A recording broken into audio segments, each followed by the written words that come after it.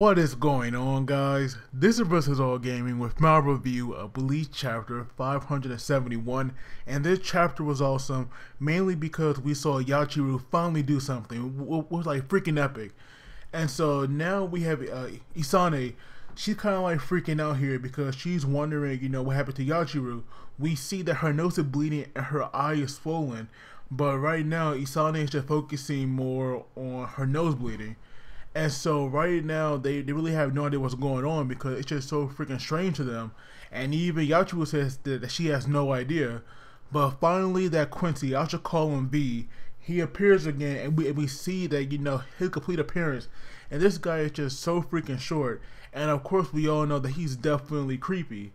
And so right now, of course, because he erased his existence from their mind, they have no idea what's going on. But Isane here, she actually figured out that he's a Sternritter. And so now he explained his power, but not before he disappeared once again. And his power is definitely all hacks, because how in the world can you erase your existence from somebody's mind? It's just so freaking crazy. But Yachiru here, she actually doesn't wait, and she actually attacks him right off. And it definitely looks like once again she got a pretty good hit on him. But of course, he disappears. But we learn now that his power, it actually works in 3 phases. In phase 1, he can make his form vanish, and in phase 2, he makes his very existence vanish, or essence, as he said. He makes his essence vanish. And that right there is definitely very hacksy, but it's phase 3 that I'll definitely get into a bit, the most broken, of course.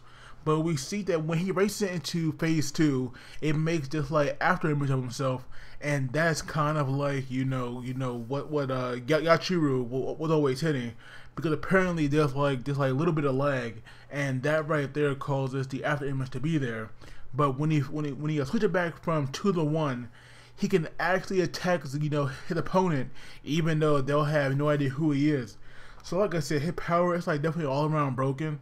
But I will say that even though his character is definitely creepy, I will say that his power is definitely awesome. But we see Yachiru, she's not giving up, and she's still attacking him even though she had forgotten who he is. So that is definitely pretty cool. And we see that his power, it's very quick when it comes to activating. He said that he could accomplish this in a blink of an eye. So even though that definitely seems broken, it's still pretty cool though. And of course we see that he's switching from phase 2 to 1, so he's attacking Yachiru, and we see that his weapon of choice is this little dagger. So it is kind of weird that he would use that as a weapon, but overall his power, like I said, I'm pretty sure it doesn't matter what weapon he really uses. But we see that no matter how many times he phases out, Yachiru is still attacking him, even though she has no idea who he is, and she's actually getting close to landing a hit on him. And so now he's freaking out, and he panics a bit, but he actually goes into phase 3.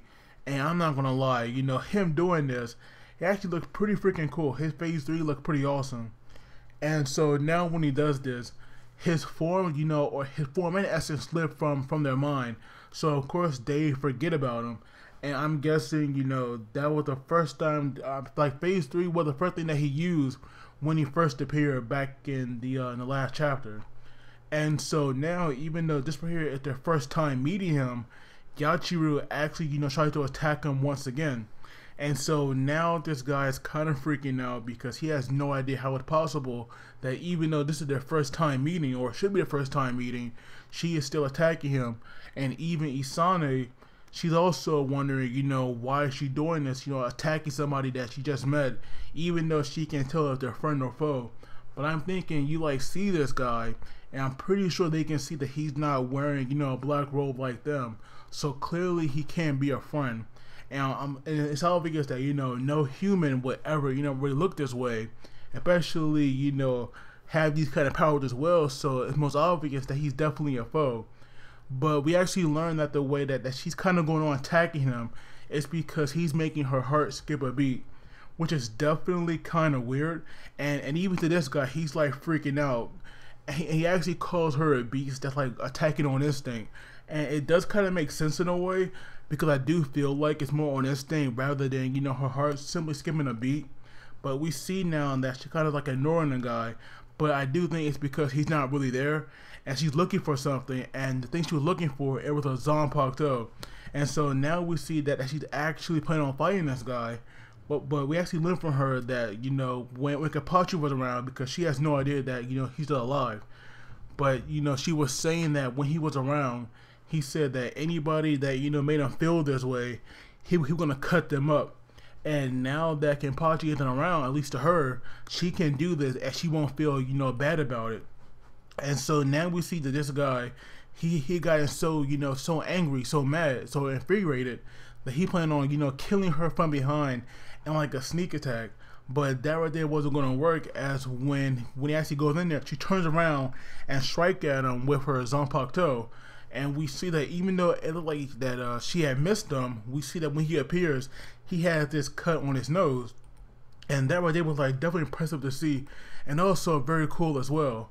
And so even now he's saying that he dodged that blade, but she was saying that even though, you know, if he did dodge it, the blade was still hit. And now we see her power, where it brings out these like two beasts, and one of them even like a hollow. So I'm not sure if that hints something at what, but you know, one of those spirits of hers, it actually looked like a beast. And we learned that the name of her Shikai, I guess, is called Sanpo Kenjuu, which means which means triple stride sword beast. And so now we see that all of them, you know, are attacking together because they like basically copy her movements, and that right there is pretty freaking awesome. Now, even though we're now seeing a Shikai, a part of me it's kind of hoping to see like a Bankai maybe. That right there might be stretching it, but at least now we're like seeing her go in and doing work, and we see her Shikai for the first time, so it's definitely awesome.